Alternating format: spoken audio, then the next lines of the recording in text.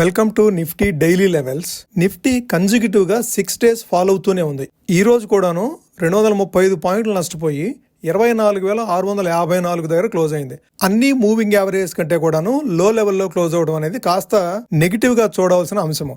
అయితే ఓవరాల్ గా ఈ వారం మొత్తము ఎక్స్టర్నల్ ఫ్యాక్టర్స్ బేస్ చేసుకునే నిఫ్టీ డౌన్ సైడ్ మూవ్ అవడం జరిగింది. ఇప్పుడు మార్కెట్లు సెల్ ఆన్ రైజ్ కి మారిపోయినాయి అని చెప్పుకోవచ్చు. సుమారుగా 800 పాయింట్లు హై సైడ్ నుంచి డౌన్ సైడ్ వచ్చింది. మనకి సెప్టెంబర్ 1న 24,430 దగ్గర స్టార్ట్ అయిన నిఫ్టీ మరలా 24,650కి వచ్చేసేసింది. మండేకి సంబంధించి సపోర్ట్ అండ్ రెసిస్టెన్స్ చూడాలంటే 24,800 అనేది ఇమీడియట్ రెసిస్టెన్స్ కింద యాక్ట్ చేసే అవకాశం ఉంది.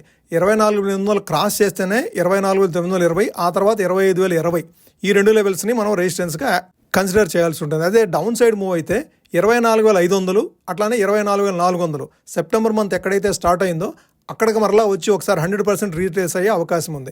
అదర్వైజ్ 24,500ని మనం సపోర్ట్ కింద చూసే అవకాశం ఉంది మంత్లీ ఎక్స్పైరీకి సంబంధించి. Please like the video and subscribe the channel for Nifty daily levels.